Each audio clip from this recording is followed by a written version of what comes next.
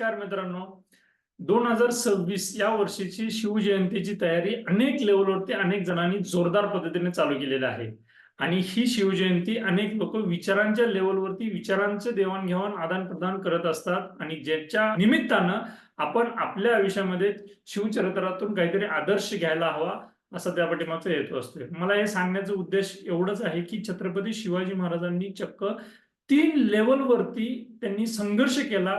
सर्वसामान्य रयतेला, सर्वसामान्य जनतेला त्यांना शांततेत सुखानं 2 घास खाण्यासाठी त्यांनी 3 लेवलवरती संघर्ष केला.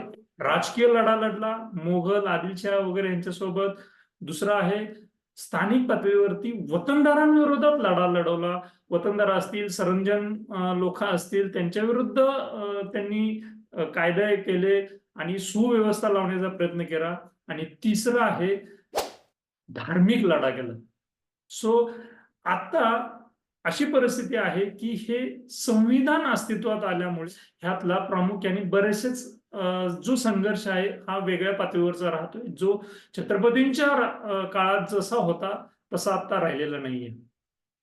पण आता एक मात्र गोष्ट प्रकर्षाने जाणवते, ती म्हणजे आर्थिक स्वातंत्र्यासाठी आपल्याला लढा उचलावा लागणार आहे. आणि आर्थिक स्वातंत्र्य तुम्ही पाहाल आजूबाजूला अनेक लोक वेगवेगळ्या स्कॅम मध्ये अडकलेले असतात. अनेक लोकांचे पैसे अनेक फ्रॉडच्या ठिकाणी अडकलेले असतात आणि त्यांना निर्णय घ्यायला अनेक लोकांना माहितीच नाहीये की टेक्निकली आर्थिक दृष्टीनं आपण कशा पद्धतीने निर्णय घेतले पाहिजेत. सो मी ही या म्हणजे 2026 साली शिवजयंतीचा ज्यावेळेस विषय येतोय, आता आपल्या समोर आहे शिवजयंती 19 फेब्रुवारीसाठी, तर या निमित्तानं आपण ही काहीतरी कॉन्ट्रीब्युट करावं या विचारानं मी एक पाऊल उचलतोय. आणि ते पाऊल म्हणजे पैशांच्या रिलेटेड अतिशय खोलात जाऊन विचारांच्या लेवलवरती आपल्याला पैशांबद्दल कसे विचार आपण तयार केले पाहिजेत किंवा आपण विचारांची कशी आराधना केली पाहिजे ते मला डिटेलमध्ये सांगायचं आहे. आणि हे सांगण्यासाठी या निमित्तानं चक्क 50 व्हिडिओची मी एक सिरीज घेऊन येतोय. आणि संपूर्ण सिरीज ही एनर्जी सायकोलॉजी या विषयाला धरून आहे. मग एनर्जी सायकोलॉजीला विषयाला धरून असलेली ही सगळी संपूर्ण सिरीज ही ज्याला मी मोनेर्जी म्हणतोय, म्हणजे मनी प्लस एनर्जी हे दोन्ही कंबाईन करून आपल्याला पुढे जाता यायला पाहिजे. आज अनेक लोकांची अशी परिस्थिती आहे, पैसा येतोय, पगार येतोय, पण जगण्याबद्दल एनर्जी नाहीये. रोज रोज तेच तेच करून कंटाळवाणं झालेलं आहे.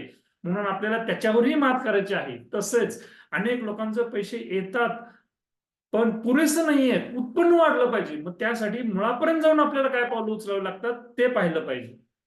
आणि हे संपूर्ण एका व्हिडिओमध्ये शक्य नाही हे मला जाणवलं आणि त्यामुळेच मी चक्क 50 व्हिडिओची सिरीज घेऊन येतोय. संपूर्णपणे रेकॉर्डिंग झालेलं आहे. स्टेप बाय स्टेप व्हिडिओला मी अपलोड करणार आहे.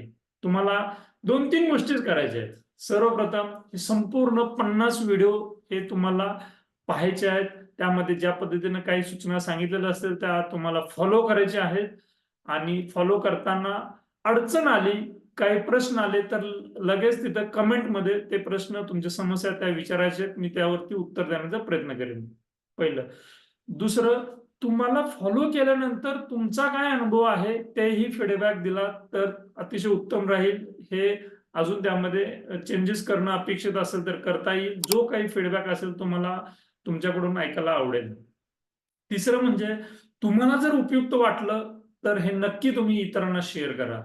आणि चौथं महत्वाचं म्हणजे जर काही नाही आवडलं, खटकलं, चुकीचं आहे असं वाटलं तर नक्की तोही फीडबॅक मला ऐकायला आवडेल.